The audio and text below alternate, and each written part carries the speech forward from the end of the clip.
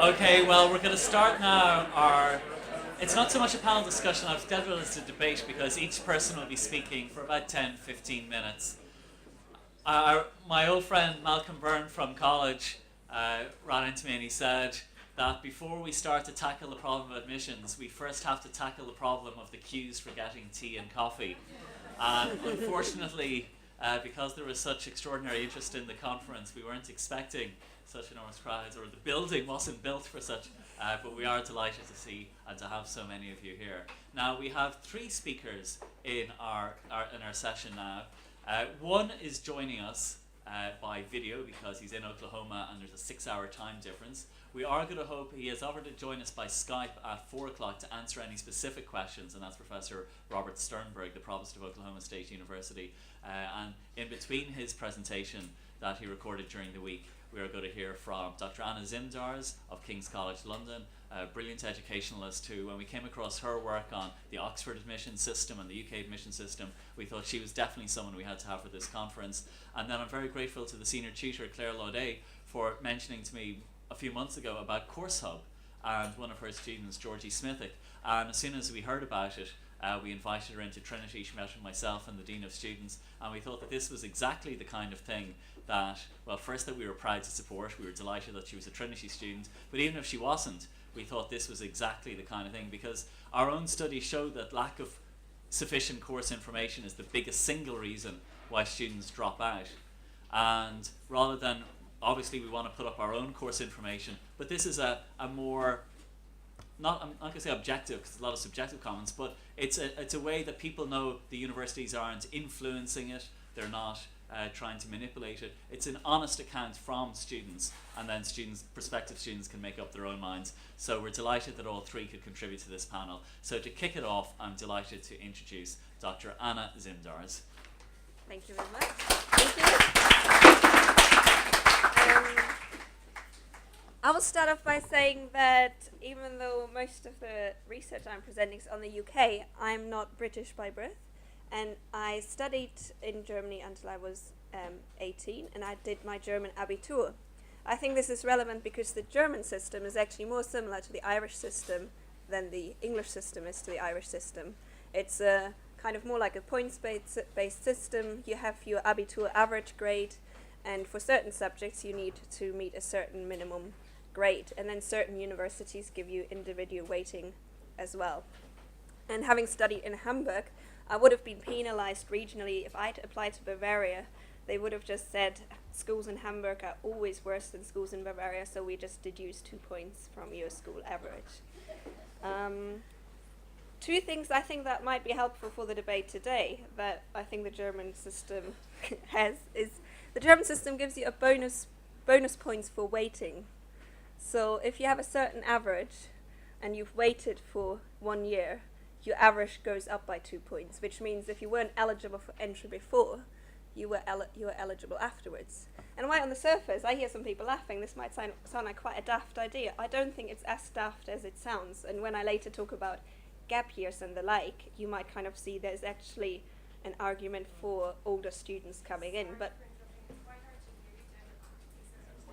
Maybe, do you want to move to the mic? Oh, maybe? sorry. Okay. Sorry about that. Okay. Can you hear me better now? Yeah, sorry about that. So there's this bonus for weighting. So part of it is just as you get older, you become more mature and you're more admissible. But the German system is still quite blunt, so it does like kind of just saying by being part of this group that is weighted, you're more admissible. And some of what we've been hearing this morning, what Stephen Schwartz said, is he's more in favor of like treating each person as an individual. So maybe you would not be supportive of just giving everyone a bonus for waiting. The other thing the German system does in a kind of formulaic way is it gives you bonus points for having hardship or family responsibility. So if you apply to a certain university and you live in this town or city and you say, if I can study here, I can live at home and this is cheaper, or I'm caring for someone, that you will get bonus points for that as well. Now, my own academic work, I then studied in the UK and I'm still in the UK now working as a lecturer. My own academic work has concerned undergraduate admission to the University of Oxford, postgraduate admission, and I'm also currently doing a study on comparing US and UK undergraduate admission, and I've studied the legal bar of England and Wales. Now, these projects are quite related. They all I come to this from like a sociological equality angle and looking at group differences in chances of getting a desirable social good, in this case, higher education or entry to the legal bar. So starting with a study on Oxford, a lot of the ground has been covered here. So the main thing here to take home is it's a holistic process. Various factors are taken into account, and this is to kind of partly compensate for the fact that no single measure is sufficiently precise to allow selectors to say this is definitely the best person. And so the mixture includes aptitude tests, subject-specific tests, the school leaving exams, and the interview. Now I think we will hear more about aptitude tests later. I'm personally a little bit uneasy about them, especially in a system where you already have standardized school leaving exams. I can see in the US system where the school leaving exams are not standardized, there is a greater argument for saying you need one yardstick that everyone is measured against. But in England, I'm kind of less convinced by this kind of argument, given that you have standardized school leaving exams.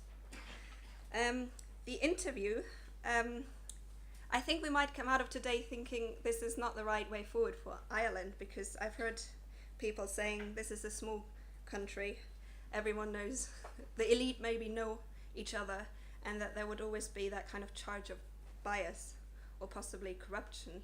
Yesterday on the radio, one of the people kind of on the streets being asked about university admissions said straight away, I think interviews are corrupt. Now, so this brings home the point that an admission system needs to be fit for the national context. So I've actually come around to the idea of interviews. I say come around because the German system doesn't usually have interviews, and I found it quite alien when I first saw them in the English context. And I can see the arguments against interviews. The charges, they can be socially reproductive, they are open to more bias. But what I would also say is they offer room for positive, good discretion of professionals who make professional judgments on people. And I think we have to trust professionals and university professionals that they actually want to achieve something that's good. Kind of just the way we trust doctors that they want to treat patients. Or I think there's an argument for professional discretion here. And more crucially, really, it's the only point in the admissions process where you deal with the actual real student. You have, in the Oxford system, you have references and you've got personal statements. Some of these personal statements have been written with a lot of help from the school or from parents. The interview is actually then the only point in the whole process. It's almost like a check to see whether the person you are admitting is actually the person you think you are admitting. And for my PhD, I was vivaed in the UK, and in the UK we have oral vivas. And the reason this was explained to me is my internal examiner said, the main reason we want to see you for your PhD to defend it is because we want to know it's you who's written it. And I think that argument might also apply to admission at the earlier stages. And in some countries, I think in Australia, it's not so feasible to have oral vivas because it's a bigger country. So whatever process is used, it needs to be fit for the national context. I can see that maybe this is not fit for the Irish context, but I actually quite like interviews as part of the admissions process. And it also gets at things like motivation and the idea that sometimes you can have a student with 3 A's or with a top record, but the student is not as motivated to study the subject as someone with AAB or a different record. And you can kind of take that into account. And you quite quickly also have a colleague who admits for pharmacy, which is a professional degree. And the number of times he says his students sit down in the interview and he asks, why do you want to study pharmacy? And the answer is, because my parents told me so. And that is kind of mind-blowing. And it's probably only in an interview that you get such a straightforward answer. And these might not be the students who necessarily want to be the next generation of pharmacists. Now, another aspect of the English or Oxford system is that they are actually supportive of the idea of gap years, of students leaving education for a year after their secondary schooling to then return a year later to university. And it's also one of these rare occasions where a UK idea has been exported to the US. not successfully, I should say, but the Harvard Admissions Office has actually published material in the publication saying we encourage students actively to take a year out before coming to Harvard. We would quite like to see more of students taking a break and then coming to us. It's not really cotton on, but I think there is generally a shift in different admission system to say there is some merit in people kind of having taken a little bit of time out. Now, we've heard a little bit about the US as well this morning, and in particular the role of extracurricular factors, or this notion has been used in several presentations about the extracurricular activities a university offers, but also maybe taking into account what type of activities someone has taken part in before coming to university. Now again, I think this is absolutely no panacea, especially since some of the problems we have with attainment also relate to extracurricular attainment. Now I say attainment because middle class parents in the US are very savvy in having their kids on the right boards and on the right scout group and being leaders of community groups, because they know that universities are looking out for these factors. And the top universities like Harvard, Yale and Princeton, they are not looking out just for participation in these activities, they're looking out for leadership. So you need to have been a leader in one of these groups.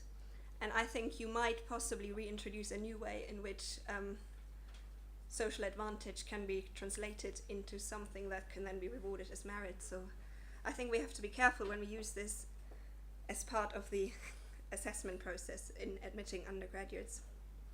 But I think there's a more fundamental difference that we can think about when comparing the US and the UK system. And this is the difference between admitting for university and admitting for life. And the British system is very much, the bottom line is, we want to admit students who can produce a first-class undergraduate degree. When I did my qualitative research with selectors for Oxford, this was very much the take-home message is, I want the student because they can work hard and they can achieve. And I have a quote where a selector for a science subject said to me, I really don't care whether they play netball for the university or whether they're a good person. I really just care whether they can do the subject well. So in this contrast with the US view of selecting for life, and there have been a couple of books, some of you might have come across The Shape of the River and The Source of the River by the former Harvard president. And the argument here is that whether someone was successful at university is not something you measure at the end of a 3 or 4 year long degree. It's something you measure when they have reached adulthood and how much they participate, how much they engage in community activities.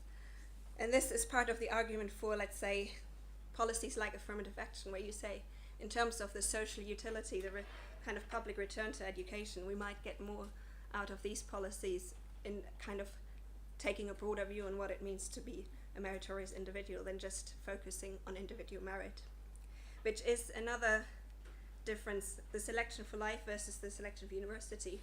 But also, the UK is very much only individual merit, whereas the US system acknowledges, at least in the margins, the concept of admitting a class, which is really quite counterintuitive because we're talking about the most individualistic country in the world, allegedly. And in their admissions discourse, they use phrases like admitting a class. What they mean by this is Harvard, Princeton, Yale, they have around 1,500 spots in their undergraduate classes and their freshman classes. What they mean by this is they're not only interested in creating a class of students who are very academically able, but in the margins they want a great football team, they want an orchestra, they want a theatre, and they want to keep the alumni happy, and they give you a bonus if your parents have donated a lot of money. So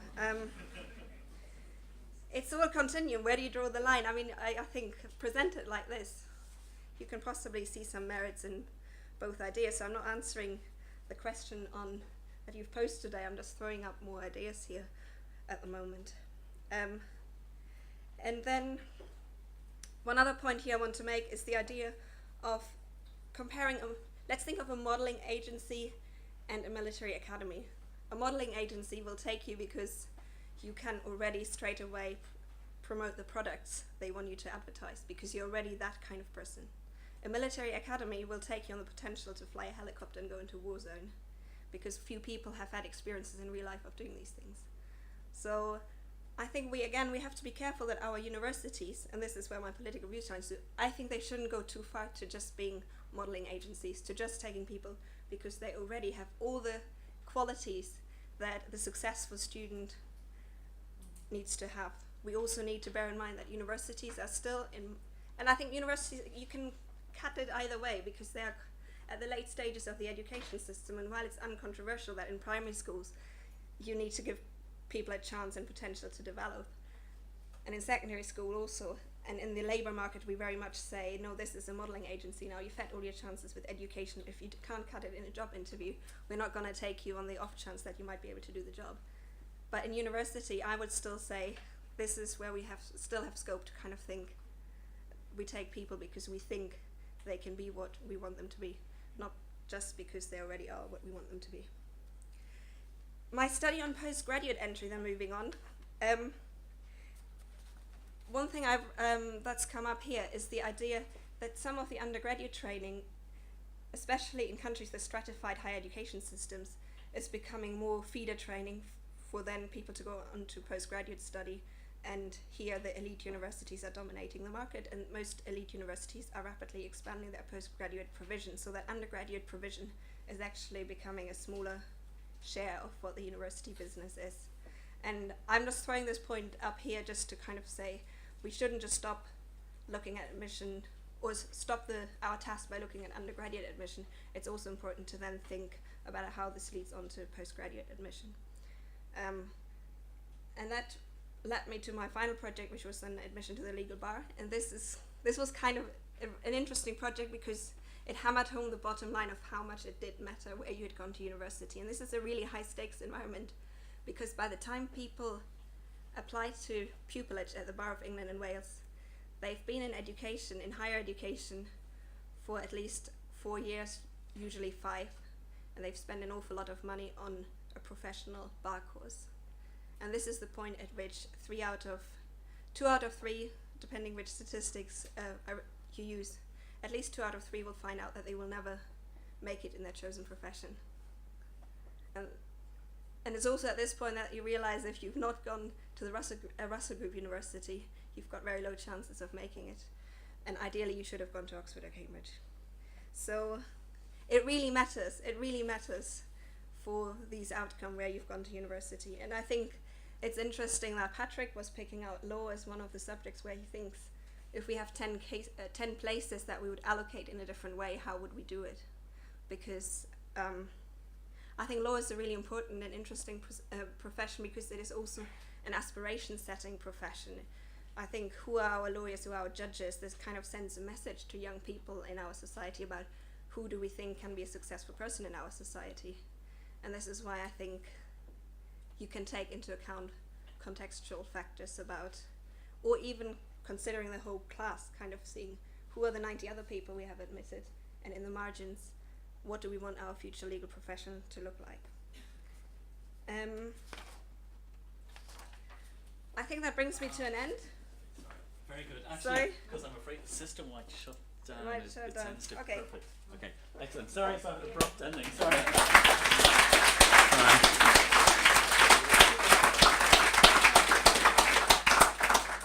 Excellent, thank you. And actually, the law one is interesting because I was talking to Professor Schwartz this morning, and I was saying about our own looking at the admissions for law here. Like we have, I think, 6 students in law this year. It started off in first year, but law was like their 6th choice on their CAO form, and their first 5 choices were medicine in Trinity and all around the country. So it was like, I'm definitely going to be a doctor, but if I can't get that, well then it's a lawyer. But I'm definitely being a lawyer or a doctor. It's going to be something that's considered the highest level in society. And Professor Schwartz said that's exactly the same thing that they've seen as well in Australia. So, and it's that kind of mentality that I don't particularly necessarily have a love of this or a love of that, but it's going to be the one with the high points and all of that. And someone who's done brilliant work on this is our speaker who's going to join us now with the video he did for us earlier in the week. Robert Sternberg. And it's funny when Anna was mentioning there about interviews and the challenges. I'll just check that she's... Yeah. And the challenges. it's funny that I'd agree with what Professor Schwartz said and what the Provost said about using these different modalities, using different approaches, because one scale on its own mightn't work. Professor Sternberg, in his brilliant book College Admissions for the 21st Century, talked about how begins the book by saying he applied for Yale. Yale is where he wanted to go, but he was put on a wait list. He eventually got in, and he ended up becoming IBM Professor of Psychology and Education at Yale, and then moved on to Tufts, and then is now Provost at Oklahoma State University. But his first job after leaving Yale finishing his studies, was in the Yale admissions office.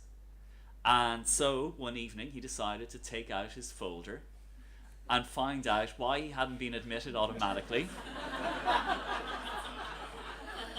And discover why he'd been put on the wait list. And what he discovered was that it actually had been the interview that had been, and he says it himself in the book, that the interviewer described him as having a flaky personality.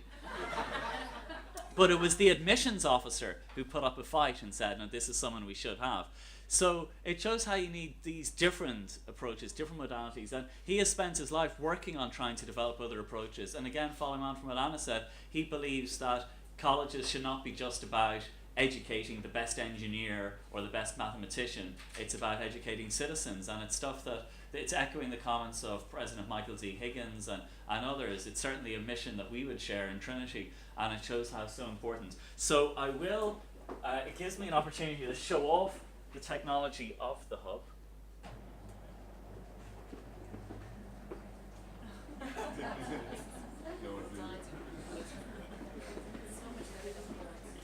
You may now not leave the building.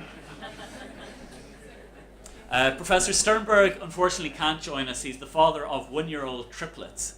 And I'm afraid domestic responsibilities precluded him coming. But he does want to engage with us on this issue. He is happy to help us as we explore these other options.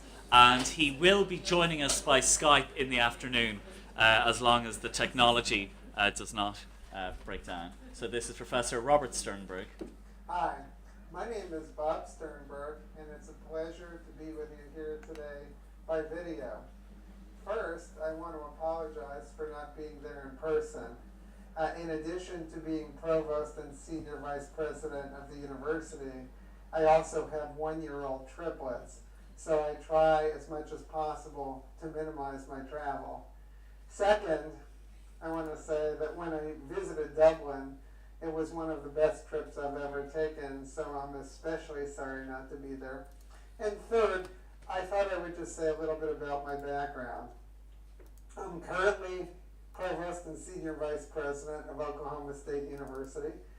I started my academic career as an undergraduate at Yale University, majoring in psychology. And after graduating, I took a job as special assistant to the Dean of Undergraduate Admissions at Yale, where I had worked part-time as an undergraduate.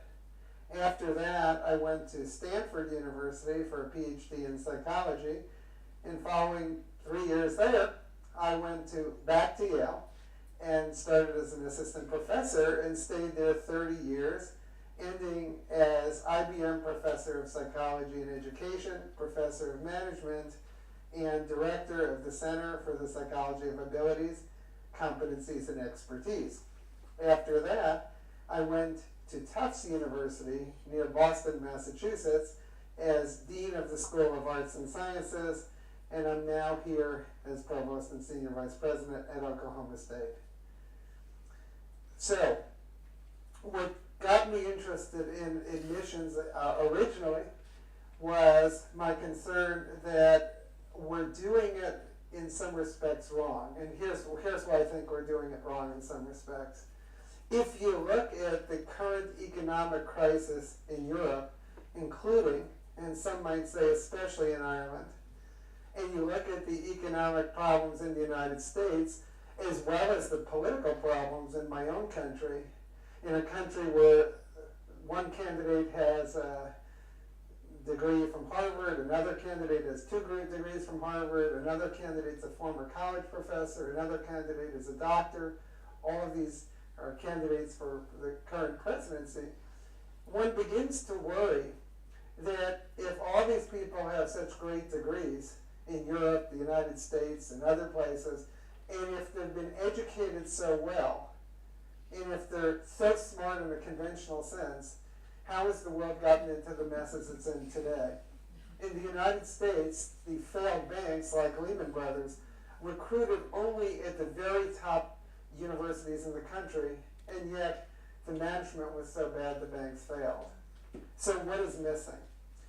What I've argued is missing is that we're selecting students for rather narrow academic skills, and that these skills in themselves are not broad enough, they're not sufficiently adequate for success in everyday life. And success in the sense of what I believe a university education is about, and that is educating students who will make the world a better place, which is to say active citizens and leaders who will make a positive, meaningful, and enduring difference to the world.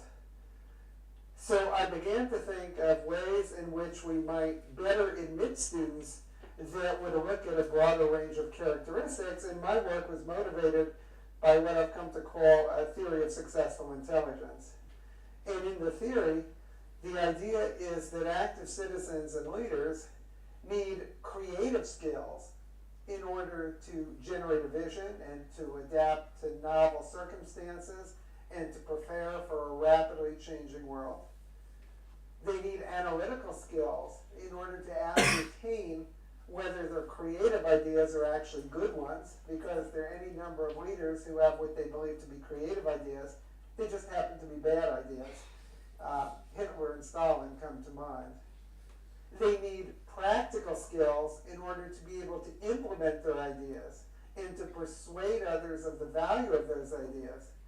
And they need wisdom-based skills in order to ensure that their ideas help to promote a common good by balancing their own, others, and higher interests over the long and short terms through the infusion of positive ethical values. So, in my later years at Yale, we devised a project called the Rainbow Project. And this project, as well as the subsequent projects I'm going to describe, are discussed in my book, College Admissions for the 21st Century, published by Harvard University Press in 2010. And the idea of a rainbow assessment at Yale was to measure, in addition to the analytical abilities and knowledge assessed by tests in the United States, like the SAT, or perhaps in the United Kingdom, by comparable tests that would more measure achievement-based outcomes, A-levels or whatever. We would need, in addition, to measure creative and practical skills. At that point, in the early 2000s, wisdom had not yet been added to my theory. So we devised measures of creative, analytical, and practical thinking, and we administered them to about 1,000 high school seniors and first-year university students all around the country. So this covered much of the United States, and it had men and women, and some schools were not so selective, some were fairly selective, some were highly selective. It had members of different ethnic groups, and so on.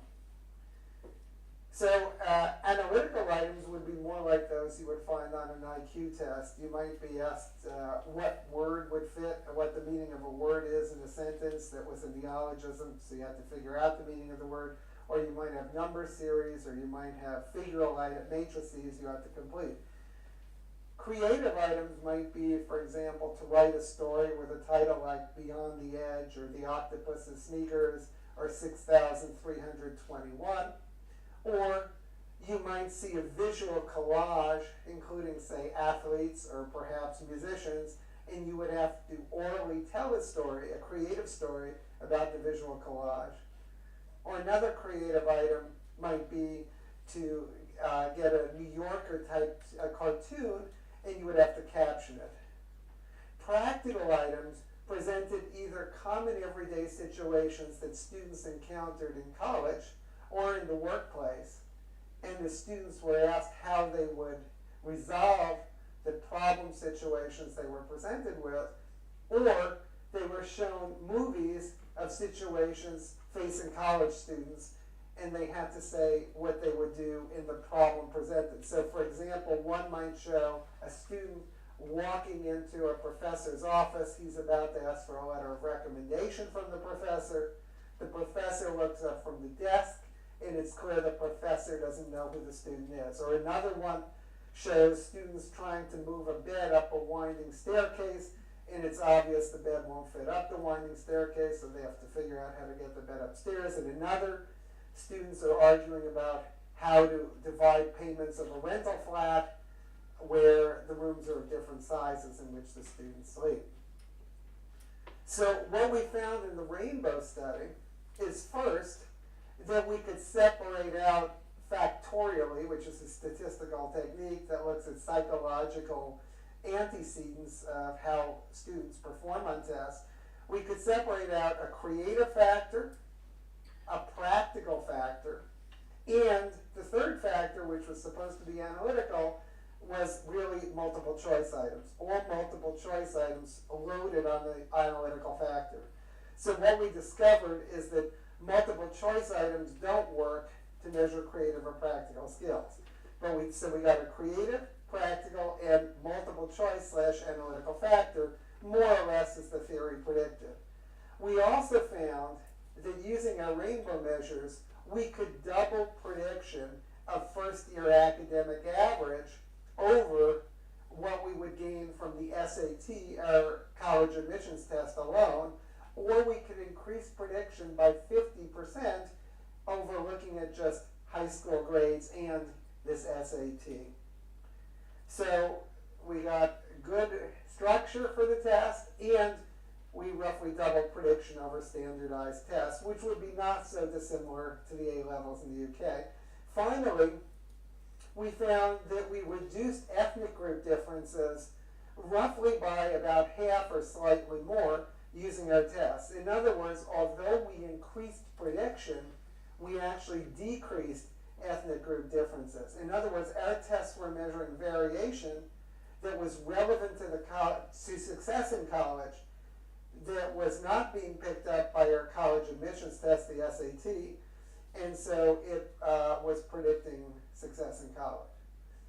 So after that, I went to Tufts as Dean of Arts and Sciences, and there we initiated a project called Kaleidoscope.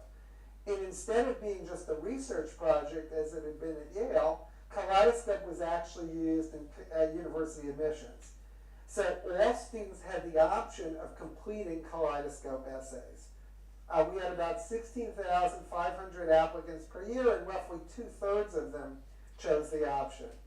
The essays were designed to measure creative, analytical, practical, and wisdom-based skills, as wisdom had now entered the theory.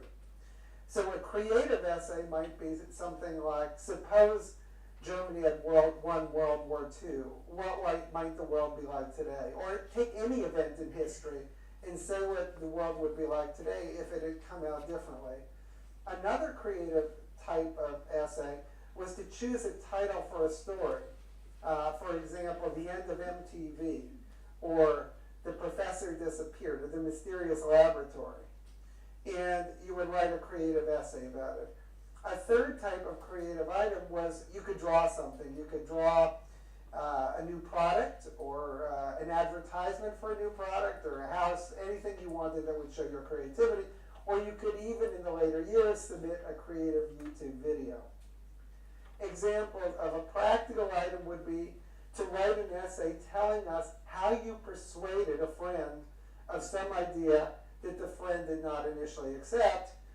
An example of a wisdom-based item might be to tell us how, as an adult, you'll be able to fulfill some passion you've had in high school in a way that would help to promote a common good.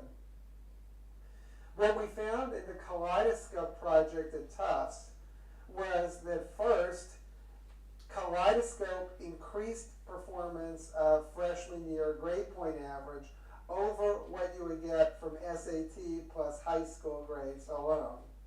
Second, it also predicted participation in meaningful extracurricular and leadership activities. Third, Kaleidoscope scores did not show ethnic group differences. Fourth, students really liked Kaleidoscope in that they felt it told the university things about them that they never could have figured out. The university could not have figured out just on the basis of the standard application. And finally, Kaleidoscope served as a way to promote the university because it sent a message to high schools, to applicants, to parents that Tufts University was not just interested in your academics, but in your future active citizenship and leadership potential as well. We had done Kaleidoscope for 5 years when I left Tufts to come to Oklahoma State University, and on June 1st, 2012, we're starting a project called Panorama, which will be similar to Kaleidoscope, but adapted for the much broader range of students who attend Oklahoma State University. So to conclude, when we think about college admissions, historically, in the United States and much of Europe and elsewhere, we have very much emphasized academic skills.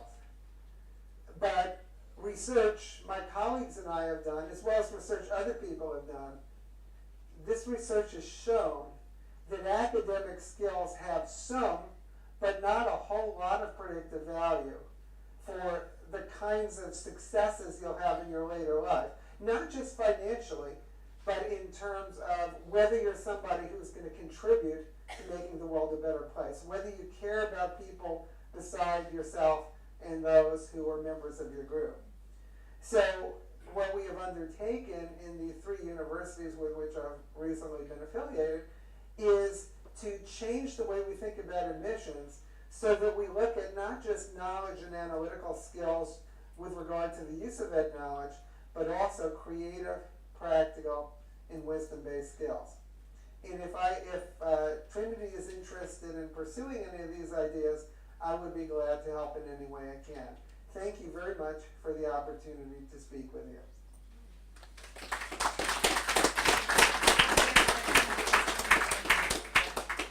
And we were delighted that Professor Sternberg was able to join us there, and he will be joining us in the afternoon, 10 in the morning his time. Okay, our final speaker then for this session, and we will be leaving a lot of time for a discussion, and the afternoon is exclusively all put aside for a wide discussion. If you are filling out those Q&A forms for John Bowman, we have a box just left outside, so when you're going upstairs for lunch at 1, you can just drop them off there. But Dr. Hyland will open up the afternoon, Professor Hyland will open up the afternoon session, giving us some context. I think that'll be very valuable. And then the rest will be thrown open for wide discussion. But we'll also have discussion after Georgina Smithick's paper. So I'm delighted to introduce Georgie. She is one of our Trinity students. She founded CourseHub, coursehub.ie is the website, so that other students wouldn't make that mistake of choosing the wrong course. It's a wonderful initiative that we are delighted to support in Trinity. And to hear more about it, if you didn't hear Morning Ireland this morning, I'm delighted to call on Georgie.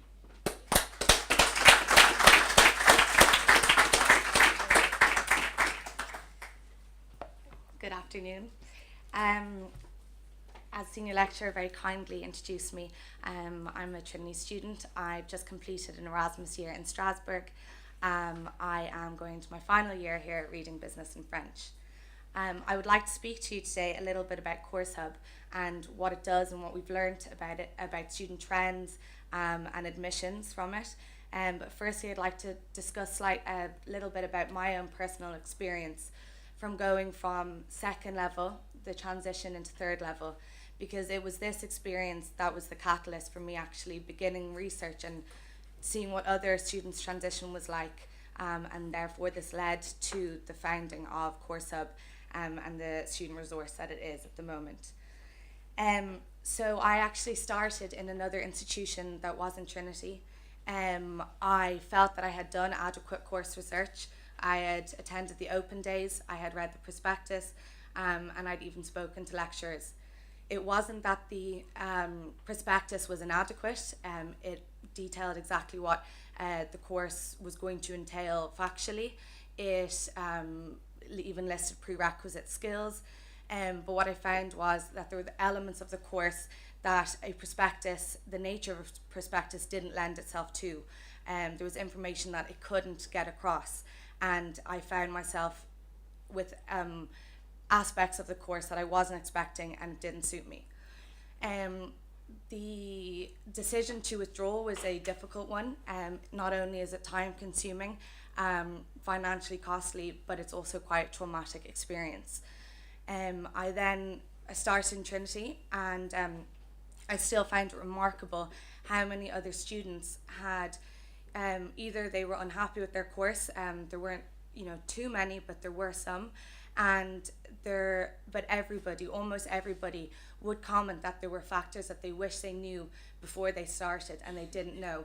And a small example would be mathematics and statistics is a compulsory module in first year BES. However, the Leaving Cert requirement for this is quite low in ordinary level. However, once you start the course, it's challenging, and you realise that actually, had you done higher level at Leaving Cert, it would have helped you a lot more. And this is the kind of information that current students wish they could pass down to future students and let them know, look, don't just do ordinary level at Leaving Cert because you want the points and because this is a hard subject. Do it because keep up with the higher level if you can, because it will help a lot in the transition. So then, following from this, I did research. I went to other colleges. I wanted to know, was it just my environment that was having these problems, or was it widespread?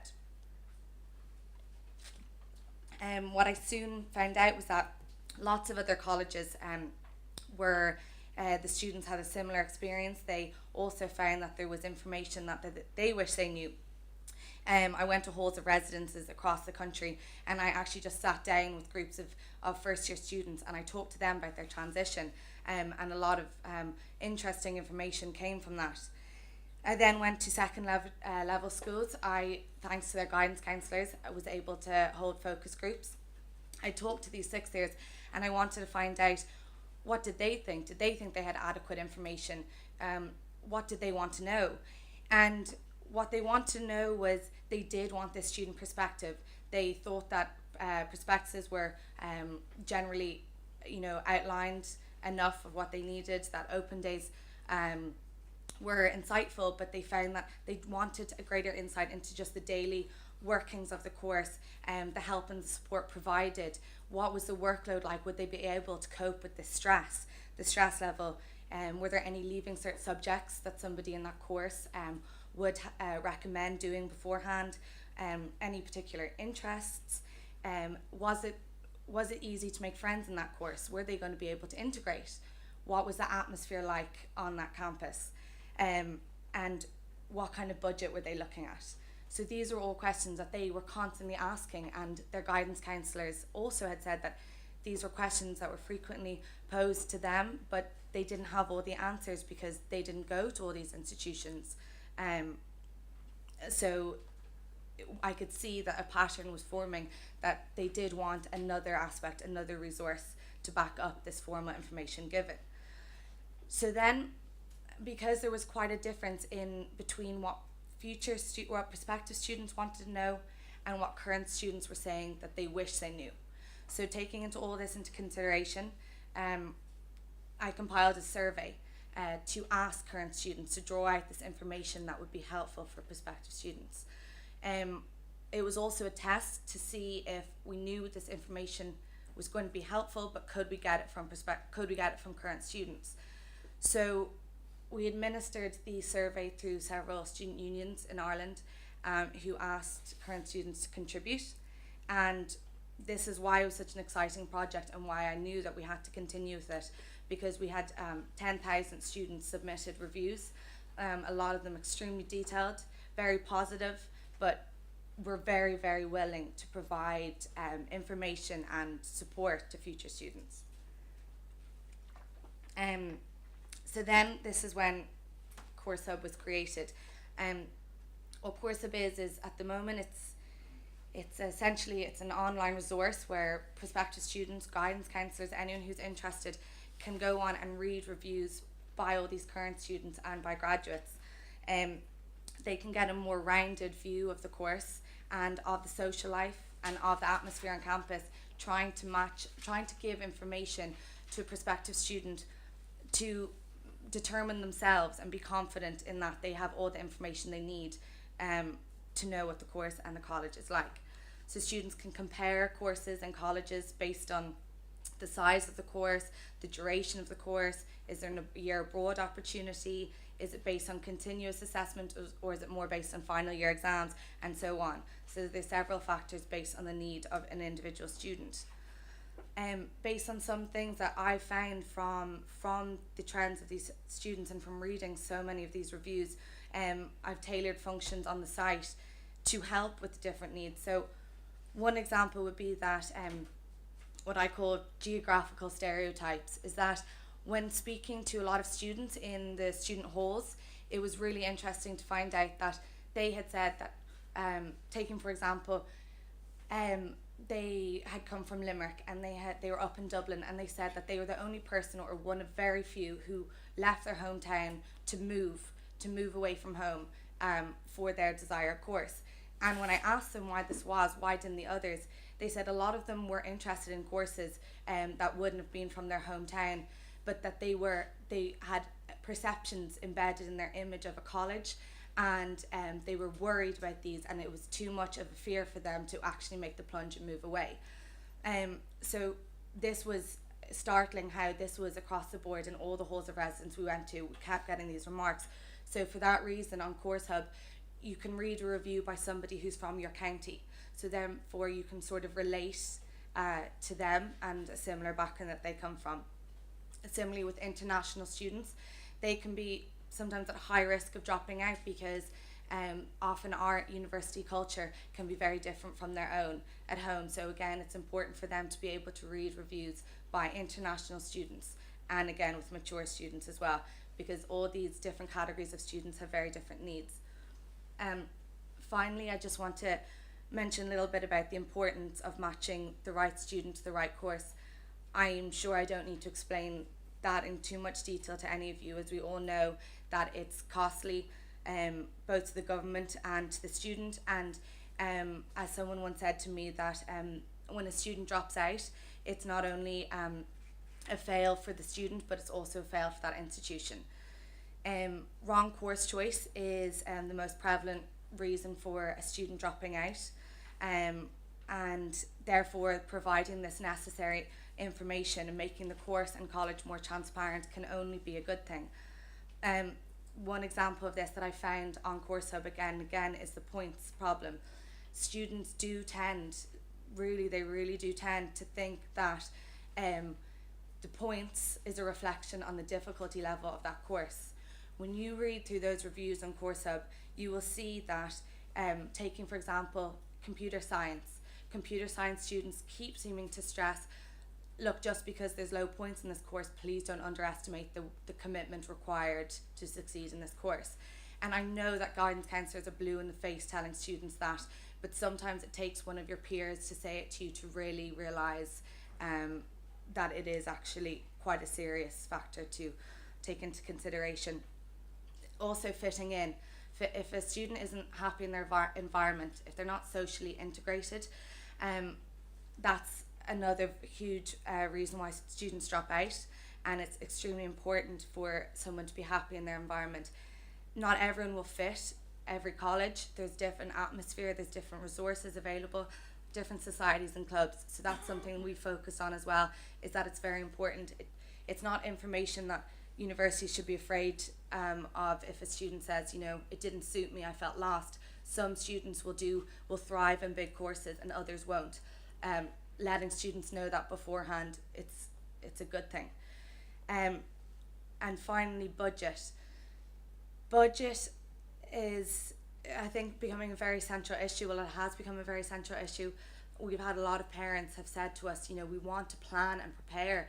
We want students we want our kids to be thinking about this in fifth year when they start looking at college. We want to also know how much is it going to cost us, the daily, weekly life and the budget of rents.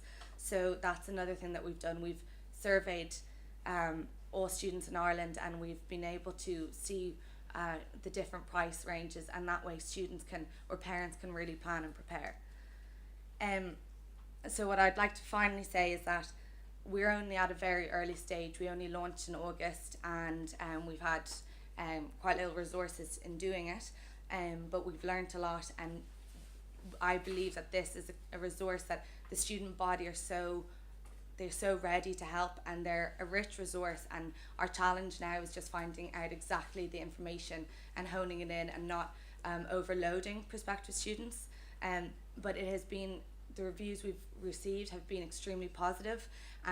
It hasn't been a rate my teacher, which I think a lot of admissions departments were quite worried about when we started, but we read through all the reviews. I've seen over 14,000 reviews come in, and I've read most of them, and they have been very positive, and I think it's a great resource. And I just think that now more than ever, when we don't want to waste money, we don't want to waste time, and our university places are so precious, it's important to get it right, and I hope we're doing that in some small way.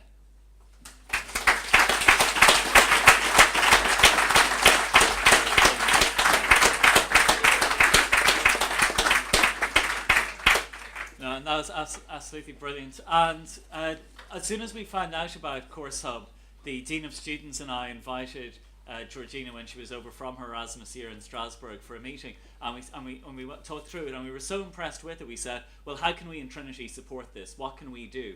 And one thing was, well, show that we want to encourage students to do it. So the Dean of Students and I sent out an email to all our students.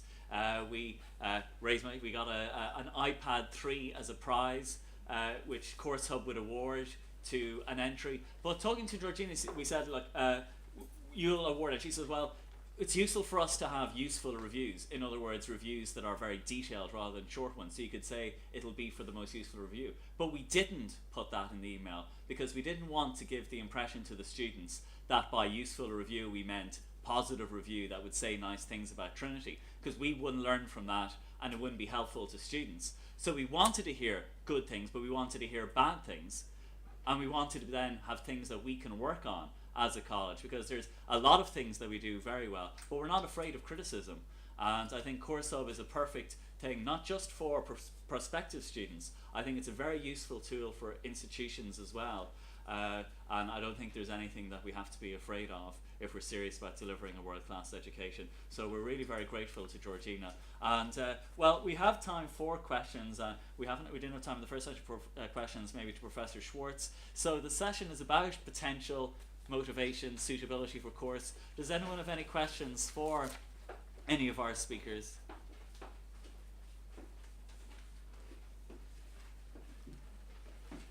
Excellent. We'll go for it. We'll go for it. Well, one thing that I'd throw out is potential. When we had our own working group on this, and a big thing that we kept on coming back to is, what do we mean by potential? When we had a big debate about it at our undergraduate studies committee, we spent a lot of time on that. At our university council, the big debate that's going around in departments and schools, and a lot of it was on that. And lots of great, what do we mean? Do we mean the potential to be great in that course, or is it the potential to be great in the rest of your life?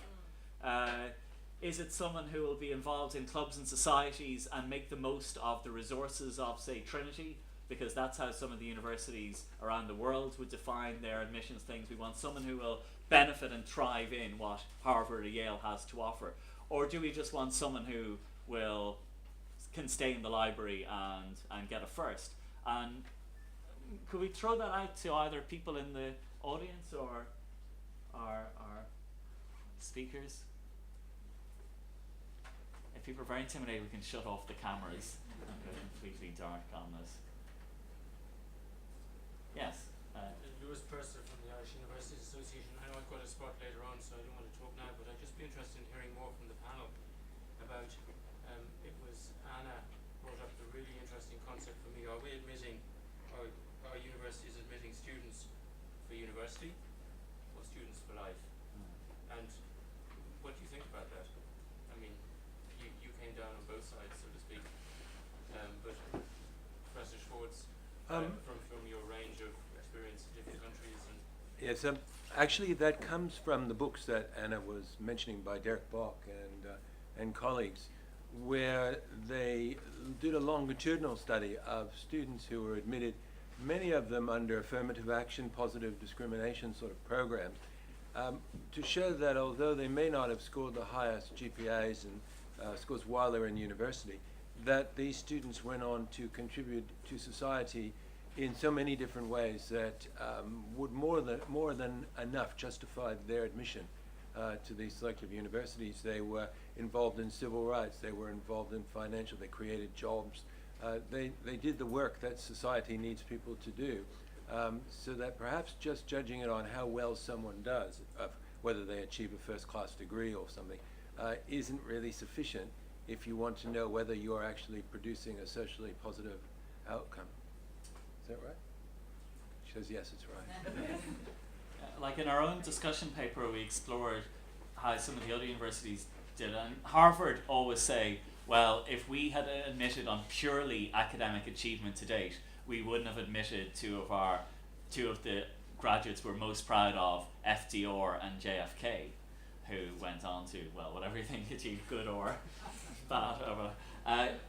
But yet, also we were looking at, well, there were problems with how Harvard, Yale and Princeton developed their admissions procedures in the 1920s, specifically to exclude certain groups, so that when they talked about wanting character, that was actually code for people like us who believe the things we do, and we don't want Jews, we don't want Catholics, we don't want immigrants. So it was a way of exclusion rather than inclusion. So you can see, but Lewis, do you want to get back in? I would agree with you, but then how do you marry that back to the admissions process? And maybe this is something we can discuss this afternoon, where you've either got admissions officers or you've got academics judging the applicant, and the academic's interest is, well, should have a long-term for life perspective, but actually wants to find someone who's going to succeed in physics or in biology or in French.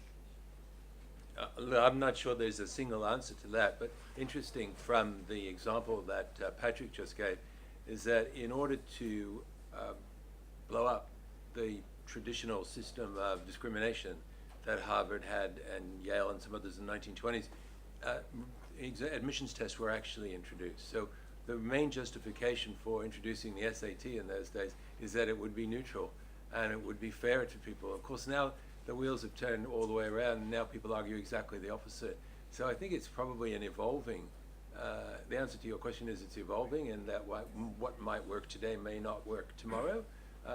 But I would have thought at the very least, if you've demonstrated leadership and if you've demonstrated commitment at both extracurricularly and also in your studies, that you're a pretty good bet to continue doing that in the future. If you've never done it, then you're probably a pretty good bet that you never will. Yeah, sorry, well, maybe some of the gentlemen there.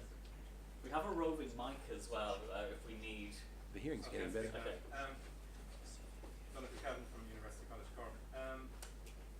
That's an interesting question, but it just struck me as to there's an issue about selection for university and selection for life, which I suppose takes the focus on the selection process, which is what the conference is all about. But the flip side of admissions really is leaving second level. So as much as anything, I think it's worth distinguishing between the terminal examination at second level and is the terminal examination at second level for admissions into the third level, or is it for life? And I think there are two linked but separate issues, which is the nature of the second level terminal examination and the admissions process. I don't think it's worth I think differentiating. I'm sure you're right. I don't think admissions officers, even at the Ivy League universities in the USA that claim that they're admitting people for life, are actually arguing they can predict what people can do in their lives. I don't think that's what they're arguing. I think what they're saying is it's justified in having people who their outcome at university will be slightly lower than others, but who have the potential to contribute at life. I think that's really what they're arguing. It's really an argument in favor of taking people in who might actually not be expected to perform at first class level, but who might still be worth having there. Yeah, and the Minister for Education is leading great work on reforming that second level curriculum so that it will be a much wider curriculum and broader and different forms of assessment. So that we'll be the gentleman behind there. Corey Walsh is my name. I'm from the Qualifications and Quality Assurance Authority of Ireland. I'm very much interested in the work that Georgina presented from CourseUp.ie because I think for academic institutions, I congratulate her on what she's doing. I think we really need to look at why she felt she needed to do it in the first place. Because we have a compulsory quality assurance framework within the country for higher and further education. We have statutory reviews of departments and other information that's done in a measured way, whereby we're not relying on going out to individuals to get that. But the system, as I see it, utterly fails us in actually providing the information to the students themselves. And recognising that it actually is the responsibility of the institution to do this part. The only role that an agency like mine can do is do a periodic external evaluation every so often. And when I see the exact sort of questions that come up there, it fails the institution and the individual, particularly in a country that is very unforgiving of failure, much more unforgiving than in, say, the United States, for instance, of actually asking. You won't get all of this information in a prospectus. Every prospectus has a blue sky, but the sun doesn't shine every day in Ireland. So I think we have a responsibility within institutions to take on board these things, and while congratulating and complimenting other initiatives out there, ask ourselves why, having moved from 10 or 15 choices and programs to 1,800, that we don't feel that we have to provide more information to students ideally about those things. The exact point that you made in relation to, for instance, higher mathematics, I've tried to encourage girls in particular who drop this to recognise that taking higher mathematics through to Leaving Cert, even if you don't sit it, is better than dropping it early. Because you will find when you go in that although 1 in 6 people do higher mathematics, far more than 1 in 6 programs require higher mathematical competence. So I think if we take autonomy of institutions to heart, we have to recognise that there's a much greater onus on the institutions themselves to provide more information than merely course perspective, and to take the huge amount of effort that we put into evaluation and other things to try and provide more information so people can make informed choices, so that we don't get people dropping out, and as institutions, so that we don't have failures within our institutional set. So I think a lot more on this conference we should reflect on what we can do about fixing this problem, rather than blaming it on things like rote learning and the Leaving Cert and points on the media. Institutions have a big responsibility for this themselves. Okay, Georgina, would you like to add anything to that? One thing that I might just add to that, although it was valid, is that there's one thing that's good about an independent resource doing it, and not always the institutions doing it themselves, is that, as Patrick had already mentioned, time and time again, I was even, sixth year said to me, there's testimonials on the site. There's even students who say, this is hard in first year, or they might give some sort of a negative remark, but generally they're wary of it because they still think that all testimonials, all of that kind of information is going to be with the spin for marketing. And 6 years in school leavers, they're not oblivious to this. They're not stupid. They know that is it is reality. I do think it's difficult for universities to themselves to be able to express what the atmosphere is like on campus. I think that should come from the student body, and I think that a place where students can express it freely, but understand that it is for prospective students. It's not a ranting exercise. It can be controlled and it can be expressed in a good way. But I do think it is a difficult challenge for universities to do that themselves. Yeah, I can see the advantage of having an independent, but I do accept that we were aware of our obligations, the challenge facing us. One of the reasons why I say a lot of people drop out of science after first year is because they spend the year preparing for the HPAT and they try and get into medicine, and so But I think it is a good. We are aware of the challenges. Yes, the lady there. Bridget McManus, I'm chair of the NCCA, now the National Curriculum Assessment, and I previously was in the Department of Education, as probably most people know here. I was just curious on the experience of the interviews in other places. I mean, culturally we do use interviews here at graduate entry, postgraduate, the PLC sector, for example. I know not quite maybe as high stakes is individual interviewing. So we have some experience in Ireland, but I'm curious about the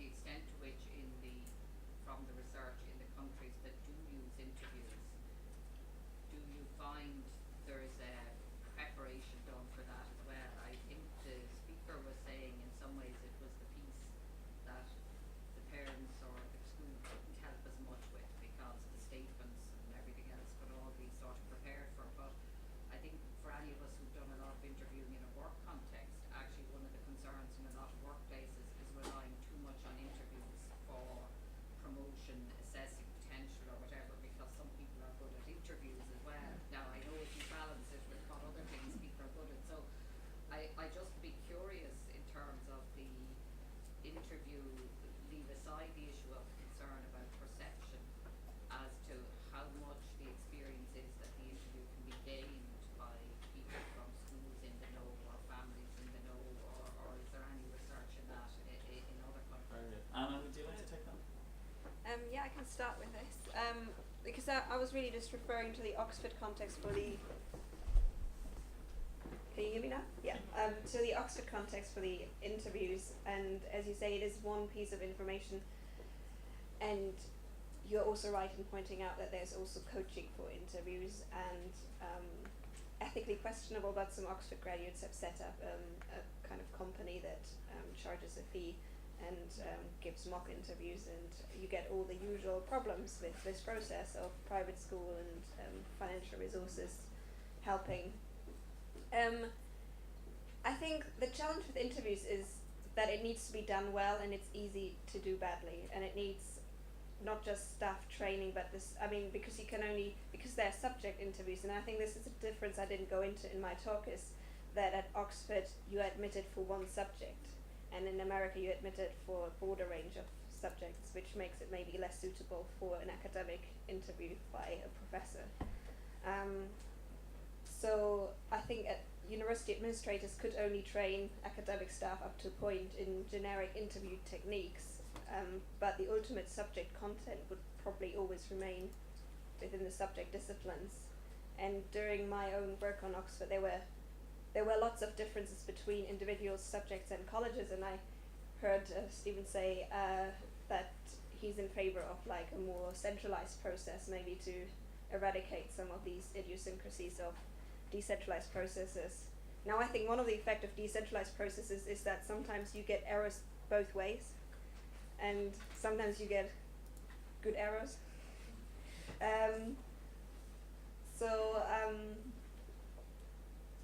I think a well-conducted interview gets beyond schooling and beyond all of these things, but not all interviews are well conducted. So if you get someone thinking in like a humanities and arts subject and kind of get them to contradict themselves and get them to come back and say, what about? Have you thought about this? The people I was interviewing say you get beyond schooling and skills. Yeah, sorry. There have been research studies done on the use of interviews, these kind of non-structured type interviews in admitting students, and one of the most well-known ones, which is quoted in the report that I wrote for the United Kingdom, was done in Cornell University, and it was done on a kind of blind basis, as much as you can be blind because you actually know who's being interviewed. But they divided the class randomly into two groups. This was the entry to veterinary medicine, and they interviewed one half and they didn't interview the other half. And admissions decisions were made on the basis of interviews for half the students, but the other half were admitted without an interview. Waited 3 years, looked at the grade point average and dropout rates, and there was no difference whatsoever. So the ability to divine things from interviews is almost a classic way of fooling yourself. That what happens is, at Oxford particularly, every student is interviewed. Only those who pass the interview get in. They all do fairly well because they're all very bright to begin with. So you say, I must be really good at interviews because I picked these people and they've all done well. But you have no idea what the others would have done because they never get the opportunity to get in. Every time they've ever tried to give that, to look at that, as in the Cornell experiment, it makes absolutely no difference. So my view is that an unstructured interview of that sort actually produces nothing except the false belief that you've actually done something.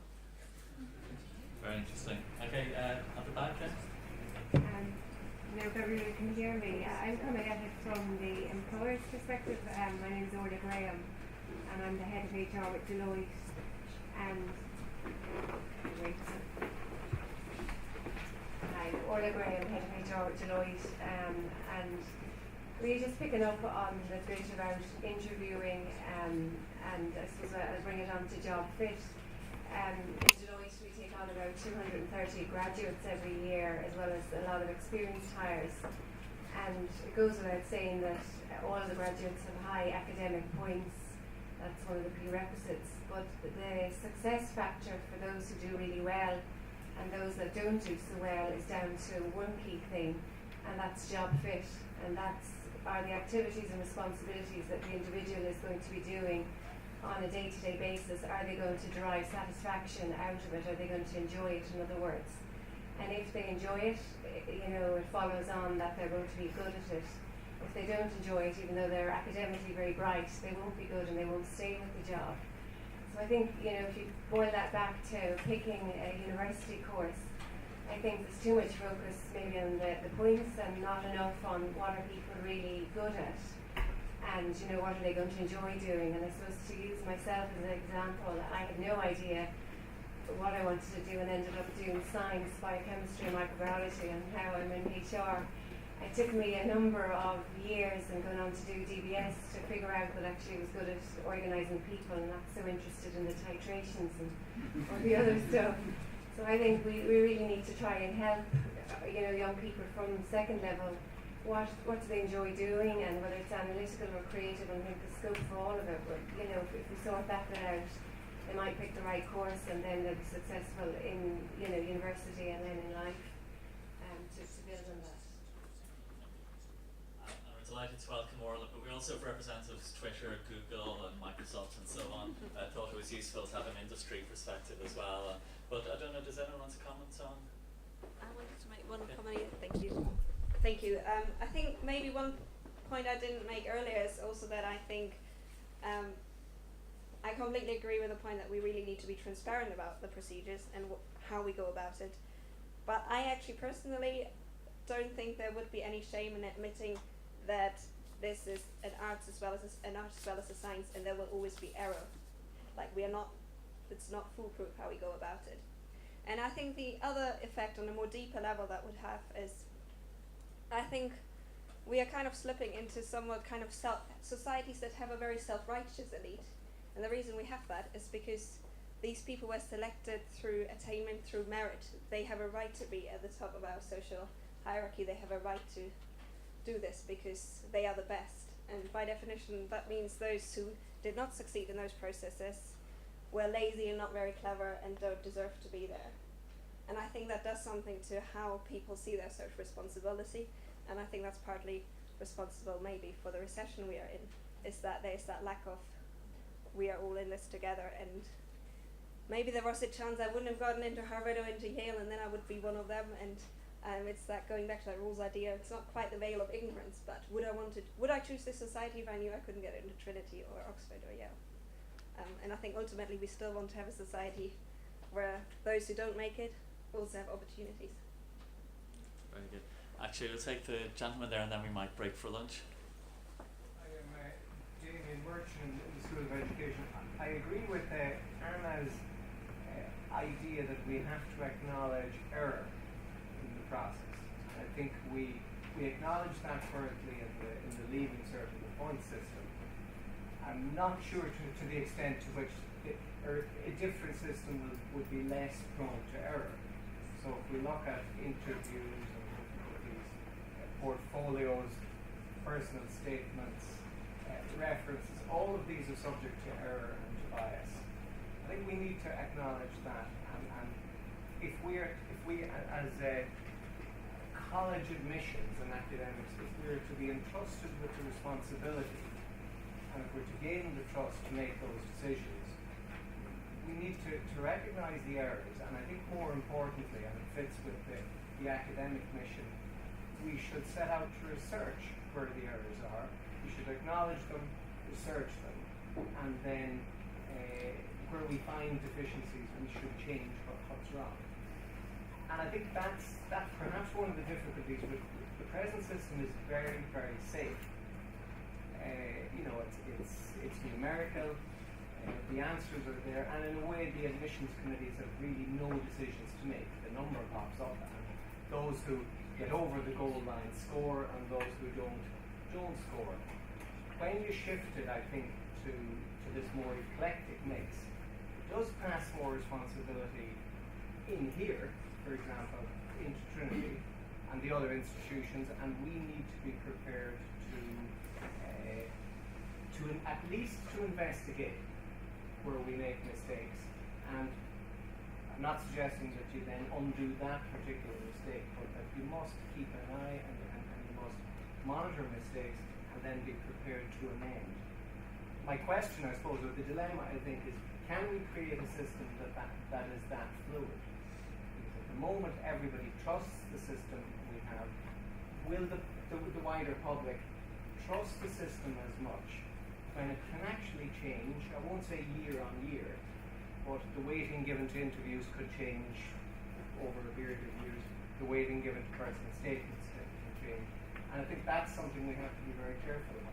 Well, in a way, Damien's point has lined up perfectly our two panel discussions in the second half, because the first one is what could be done in theory, and then secondly, could it work in practice? But I think Damien's point is a very good one, because I think there's error with if you just use any one single scale, and that was something that we discovered in our working group, and Brennan developed the idea of, and he'll be speaking this afternoon about that's why you need these different modalities, because the triangulation approach, that if you just had interviews, or if you just had the points, or if you just had presentations or portfolio, but perhaps by using a multiple number of these, that reduces the level of risk and reduces the problem. It was only this week I discovered a power I have in Trinity, and that's a power relating to our new course in dramatic arts, the Lyra Academy course, because there are a certain number of requirements for that, but they built it into the structure that I have the power to waive those requirements if an exceptional candidate presents himself or herself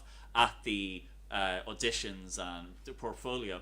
And I actually waived quite a number this week of people who the recommendations were given to me by the head of drama, who excelled completely and were seen as having great potential, were a perfect fit for the course, and were highly recommended. And I went through all of the recommendations, and I was happy to approve them. So that's something that works there. The Provost mentioned the case study, the student that he was talking to, but he couldn't make a decision there, or physics and science couldn't make a decision there, or the American university could offer the student a place, but we couldn't. And maybe that's something that we could consider about over the lunchtime. But I'm not going to keep you from your lunch. It is upstairs. You're free to bring it downstairs, down to the bottom, eat upstairs. Please, if you do have the survey sheets for John Bowman, you can drop them in the box out there, and we will resume at 2:05. Oh, and finally, a thanks to our three panelists.